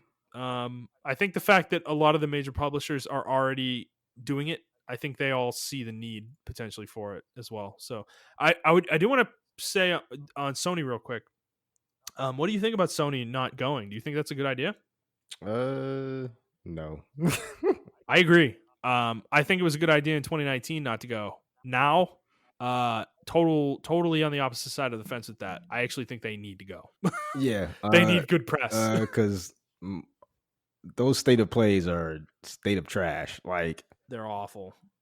I don't know if they haven't found their schnick yet, but it's just, boy, I tell you, like it's not like Nintendo has that corny like infomercial thing vibes, and I like it because like they always been going for that since like even the Wii, like even when you boot up the Wii, it has that corny like elevator music. Oh yeah, it was like everything was a TV screen. Yeah, on it. yeah. You know, like all the little things, like the little tiles, they look like TV screens. So they've been setting it up, in my opinion, for like the last 7 years. Starting with the Wii or whatever, the last 10 years rather. But the state of play, like it's like I said, it feels like a copy, and it's not. They need to figure out their own thing, and it's just not good. Right. So I think this was a miss for them. I think they need to be at E3. A lot of people may disagree with that sentiment, but they need to be at E3. The things that made Sony's things really good was because they used to have Square there. They used to have like fucking Konami or not Konami, but like Capcom announce certain shit for them or whatever. You remember in 2015, I think it was, when they announced they had Final Fantasy VII Remake was announced on their stage. Yeah, that shit was huge. You remember how hype everybody was? Oh yeah. That's what they're missing when they don't do this, you know? Yeah. Like they get those kind of things. And the more they don't do this, I mean, that means Microsoft's going to swoop in, you know, and get those things. Yeah. And even if they're going to sell more on, so I think this is my problem with Sony right now is they seem to think that it doesn't matter what Microsoft does. Like they can't eat into their market share. And I just, they couldn't be more wrong. That's my problem with them. They're just not trying. Yeah, I want them to try harder. They think they're untouchable. Yeah. Yeah. They're not trying. They are not trying. They're not trying. Like they're asleep at the wheel. That's what it feels like, you know? And I mean, and they're right to a certain extent. Microsoft isn't going to like surpass them in sales. But I think it's going to get to a point where it's going to get scary. They're going to, like you said, end generation off even. I think it's going to be another 360 to PS3 where the PS3 caught up with the 360 because Microsoft was sleeping. Right. I think that's true. Yeah, they were sleeping at the back end of the generation instead of the front end. Yep. You know. So yeah. I don't know. Whatever. I feel like we're talking so much shit about Sony, but they deserve it though. I don't mean to talk so much shit about them because I actually love their consoles and their studios. And their games. Yeah, I think their leadership is really where I'm getting at. Their leadership is like really bad at what they're doing right now. Yeah, they're very wanting right now. Yeah. Yeah. So yeah, I mean, we're gonna call them out. We've always said. Like I said, I'm a Sony player, but I'm not a fucking fanboy for them. You know. I'm gonna call them out. I'm gonna call them out when they do something wrong, you know. And we're always doing that on the show. So you know, all right, let's move on. We got a couple more stories to get through. It is late, and I need to eat. I haven't eaten dinner yet. Yeah. So we got two more stories. One more was just a kind of a blog post by BioWare on the PlayStation blog about the Mass Effect Legendary Edition and some of the changes they're making in the game. So. We don't need to go through everything here, but I just kind of want to get your overall thoughts, Montreal. Like they're tuning combat in Mass Effect 1. There's some gameplay improvements in all the games. They are changing the way the Mako works in Mass Effect 1 as well. They said unifying and modernizing the trilogy in all the games. And then Galaxy at War rebalancing Mass Effect 3, which actually that sounds great. What did you think about this, Montreal? I think this is very much needed. It's probably, I don't want to say for like a new game, but the gameplay footage I did see for Mass Effect 1, it looked like what Mass Effect 1 should have been running as. It looks like Mass Effect 2. Yeah, it does. Honestly. And I think that's great. Yeah, and that's honestly what I wanted. I didn't want a whole revamp of the game or a remake of the game. I just wanted it to be updated, and it looks like that's what they're doing. To be fair, or to be honest, rather, I think they're really trying to get this brand back on track. I think they realize. I think they're trying hard to get this right. Yeah, because I think they realize that. I know we want to act like Dragon Age is just this God-given IP that BioWare made, but it was Mass Effect, and a lot of people forget that. Like Mass Effect was their Halo. Mass Effect's it. Yeah, man, and whatchamacallit, Andromeda killed all that. And I know a lot of people disagree, surprisingly. a lot of people disagree with that. That Yeah. Andromeda was a bad game, but it was, and it killed the franchise to where it had to be put on ice. And I can tell, and I think that in combination with Anthem, so Anthem was actually like a godsend for Mass Effect fans. Yeah. Right. It really was. Because dude, no, people forget, right? After Andromeda came out and they canceled the DLC for that game, they did that like 4 months after the game came out Yep. because it was such a disaster. And they stopped doing patches for Mass Effect Andromeda. They just abandoned the game Yep. straight up. Mm-hmm. And that happened really quickly after the game came out. It was by like August, and the game came out in March or something. And by August, the game was dead. Yep. You know, they were done with it. And at that point, Jason Schreier was like reporting that like the Mass Effect is on ice. Literally, he's saying like Mass Effect is on ice. Like they're not making another Mass Effect for a long time. You know, that's where we were at with Mass Effect. And Montreal is totally right. The tenor of that conversation completely changed when Anthem came out and flopped the way it did. Because then it went from, oh, Anthem's our big game. We want Anthem to be, you know, for 10 fucking years. You know, we want Anthem. Everybody making that fucking claim with their stupid live service games. But then Anthem came out and it was a piece of shit. It was broken and had no content, whatever. And then that game was so bad that I think EA and BioWare both recognized, like, you know what?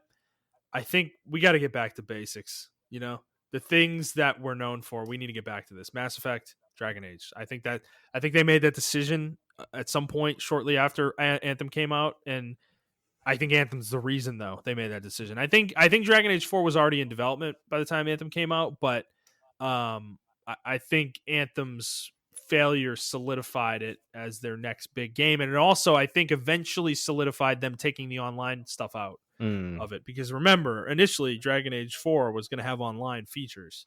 Yeah, then they They've plan on that seemingly being an taken that out online now. only game as well. Like, Yeah, it was supposed to be another service game, and they've completely turned that around now. It's not going to have any online components really. Like it's going to be a single player game. yeah. So I So mean, it was a blessing in disguise. I mean, the potential of Anthem is what I was clinging to, but hey, I had yeah, to let it but go. Anthem sunk so that Mass Effect could rise again. Exactly, and I'm just surprised, and maybe that's where that team went. They just went to balancing and making changes to the Mass Effect Legendary Edition. I think they did. Because I'm surprised at the amount of changes they did. It's a It's huge pretty list. nuts, It's a dude. huge, They put a lot of effort into this. and I'm just so stoked that a newer generation is going to play these games, because there are people on Twitter, on Reddit, who's like, man, I never played Mass Effect. I just heard about it. Every time, you know, I play The Witcher, someone's like, yo, you think The Witcher's good? Yo, you should play Mass Effect. And it's like, Right. yeah, like play fucking Mass Effect. And I'm glad everyone's going to get a chance to play it. I'm still bummed that it's not like a PS5 version per se, or Xbox Series X version. I know they're going to be upscaled and kind of like made modern, or made to run at 60 frames on these consoles. And I am bummed too that they did this last year with Mass Effect. Or not last year, but last generation. They waited to the absolute last minute to bring out the collection at the tail end of that generation.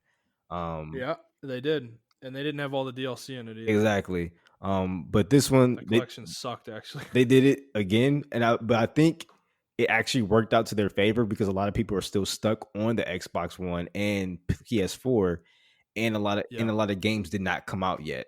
So, you know, a lot of people can still play this game, and then even once this game, you know, is out of its 2-week phase or a year, when a new Mass Effect come out, people are going to come back and buy these games. They're going to play the Legendary Edition because, oh, Mass Effect 4 is coming out, and whatever game, if the gameplay looks super good with that, people are going to want to play the older Mass Effect games. So I think it's a win-win for them. And I'm just glad I think it's a win-win for the fans, and it's a win-win for like everyone, because I'm glad everyone's going to get to experience this game at its absolute best. Like, this is the absolute best time to play this game. I agree. Yeah, no, it's gonna have all the DLC too that ever came out, except for like the one they couldn't make on it for whatever reason. What was it, like Pinnacle Station? I think in Mass Effect 1. They couldn't find the code for it, I think. Really? Yeah, no, I mean it happens, dude. It's happened a lot. I remember when Square was trying to do Kingdom Hearts collections and they couldn't find the fucking code. They were like, "Fuck," Yo, They were didn't like someone asking send people him? to send in. Yeah, They were asking people to send in PS2 discs. Like, hey, anybody got a spare Kingdom Hearts? You can send us. It's like, bro, like just go on eBay, dude. Like, what the fuck are you doing?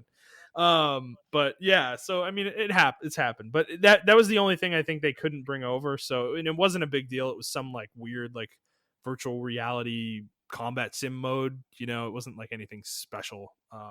Anyways, it wasn't like the big DLCs. So I will say for Mass Effect Legendary Edition, I mean, I'm sure we're going to talk about this game when it comes out, but when everybody plays it, when you get to Mass Effect 2, Layer of the Shadow Broker, I was thinking about that DLC earlier today, and I was thinking about a lot of things today, man. Fuck, dude. Like my brain was moving, man. That's crazy. But Layer of the Shadow Broker, I think might be the single best piece of DLC ever released for a video game. Personally, it is so fucking good. Like it, I remember it blowing my fucking mind when I played Mass Effect 2. So no, it yeah. definitely adds a lot of layer. Not only is the DLC good, the final boss good. You fight this shadow. I'm not going to spoil it for you guys. You fight this. You actually meet the shadow Yeah. broker because Yeah. he's talked about throughout the entire game, from 1 and Mhm. 2. This mysterious figure and everything like that. But I'll just say he lives up to the name. The DLC lives up to the name, and it adds so much context Mhm. to the world. Like it just adds a lot of lore to the world Mhm. that you really didn't need to know. You could have went past it without knowing about all this stuff, but now that you know Right. all this stuff, it just made the world seem a lot bigger than what it is. Oh yeah. Um, it Dude, it's so yeah, awesome it too. is. Like, My well, personal just as an environment too. Like, it's a really well made environment. That's awesome. Like the scope of it Mhm. is fucking nuts. So yeah, that was a really, really great pack, DLC pack. So, I mean, there's other good ones too, though. To be honest, so I'm looking forward to playing through these games. I know I played through 1 and then like half of 2 last year, but and I kind of petered out. I think I needed this. This is what I needed, dude. I Yeah, I needed think this this. is I what think we both I needed. wanted this. Yeah. We talked about it, dude. Like literally I'm playing through the games and I'm like, man, they're gonna announce this soon, aren't they? And it wasn't that long after, So here we are. I don't know if I'm gonna play through 1 again. I think I am, but I'm not I sure think I'm right going now. to play through one because I want to see the changes. I want to. I do want to see the changes. I think that's what's going to get me to do it. So we'll see. Yeah. But I kind of want to binge all 3 games and beat them all. And 3 specifically, I never played any of the DLC for Mass Effect 3. So I'm Mm. actually really excited to jump into that too. So yeah. It's going to be a good game. It's going to be really good. I'm glad they're putting effort into it too. And they're not just like fucking slapping them together the way Nintendo did. And But like, oh yeah, it's still in 4.3, guys. I will say the negative thing about this is not necessarily with the game company themselves or whatever. Mm-hmm. I did see some. There's always going to be fucking haters. They're like, "Oh, you're going to abandon this game like you abandoned Anthem," and it's like, shut up. Like we get Yeah, it. they're always gonna have to deal with that though now. Yeah, that's true. Um, it is funny that no one says that about Mass Effect Andromeda though. They abandoned that game way faster. So yeah, Jesus, that one was wild to me. I couldn't believe that, dude, because they had this plan to have this like Quarian colony ship DLC or something Yeah, where you like had to go find the Quarian colony ship, and yeah. they just scrapped it, dude. And it sounds like that really sucks actually, because it sounded like a cool idea, but um, so that game is unfortunate. But I may play it after I play the 3 though, because I mean you keep telling me to play it, so I may get around to it finally, man. We'll see Yeah, I how think it's time a goes. necessary evil to play within Mass Effect. If you're a Mm-hmm. Mass Effect fan, it's a definite um I don't want to say evil, but yeah, it's a definite necessary miss to play where they got things Mm-hmm. right and then they got things totally wrong. And I think a lot Right. of people who love the right um of the game cannot see past the wrong, and I think a lot of people who love the wrong of the game can't see past the right. or can't see past the wrong to see the right they did in that game. Yep, definitely. Whereas I see both and I examine both and I'm like, okay, this is objectively, I mean, not objectively, but in my opinion, a bad game. But I can see the potential that it has because of the rights that they did make with the game. There's definitely some things that I want them to have in Andromeda that the series needs to move forward, especially the combat. I think the combat was one of the best things I've ever played. Honestly, in a third person fucking shooter, sci-fi shooter, like it rivals fucking Anthem as far as how good that game, how fluid you move and everything. Like it's really fucking good. So if they can implement that change into the next Mass Effect, that would be cool. It was just the writing that sucked, in my opinion, and some of the glitches. But I mean, every game has glitches. Yeah, you made it, man. I didn't think you were gonna get there. You kind of were getting lost in there, and for a second talking about rights and wrongs. But you made it. You made it all the way. You got your point across.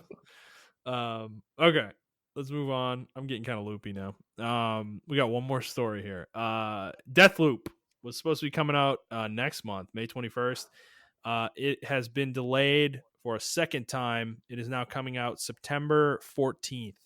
And it's a bummer, but gonna be honest, that was a week after Mass Effect Legendary Edition. So yeah, it was definitely not. See you in September. Definitely not getting picked up for me. Yeah. I'm really excited about this game, but yeah, I need it to be in a window where I can play it exclusively. I like how everyone's doing this, like, Twitter in our own little notepad type deal that like fucking that like cyberpunk thing, or you have your own it's like you have like your own legal pad. That's what it's called. Legal pad or that's whatever. in the it's in the style of your studio or whatever. You have your logos on it and stuff. And I love this shit actually, dude. I think it's very stylish. I like it. I think, you know what? I saw a tweet about it and I agree with this tweet. Cyberpunk was a necessary death for the industry to move forward, and I think I commend them for it. Yeah, we didn't put this on the news, but they there's been a lot of controversy with that game in the last couple of weeks because they like abandoning their multiplayer. I guess that they were planning to do the standalone multiplayer. Oh, really? They're abandoning that? Yeah. I mean, this may be this. Sorry, go ahead. That's a good reason. I understand. Yeah. Why. Yeah. Well, yeah, they were talking about how they want to focus on single player and they want to focus on The Witcher and other franchises, and I'm like, man, they're starting to lay the groundwork to let this game go, I think. And I'm like, man, if they don't fix Cyberpunk, like, dog. Well, the patch that just came out recently apparently it fixed a lot of shit, but didn't cause a lot of more shit. Yeah. It was like a huge patch. So that's the risk of doing a huge patch, man. It's hard to test. Maybe they need to pull a BioWare and just be like, fuck it, we're done. But yeah, Deathloop, September 14th. Yes, I'm looking forward to the game still, but what'd you say, Montrell? I said that's it. Yes, sir. Oh, gotcha. All right. Yes, sir. Justin's out of here, guys. He's out. He's out of here. Yeah, no, I'm losing it, man. I'm losing myself. I'm like, what am I doing next? Okay, we got to do the show outro.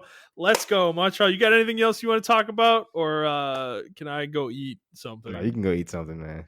All right, man. Thank you. I appreciate your approval. So, all right, everybody. If you like this episode, please like the episode, review the show, and subscribe to the show on whatever feed you're listening to it on. Please share it with your friends. If you like to interact with us on Twitter, you can do so at iTrap for the Hokage for Montrell. That is the number 4 and not the word. I am at ThunderNut01, and the show is at The Players Take. If you'd like to send us questions, you can do so at theplayerstake01@gmail.com, or you can send us questions on Twitter as well. Yep, I fucked that up, but whatever. It's 11:15. All right. So we hope you guys enjoyed this episode, and we'll see you in the next one. All right, bye.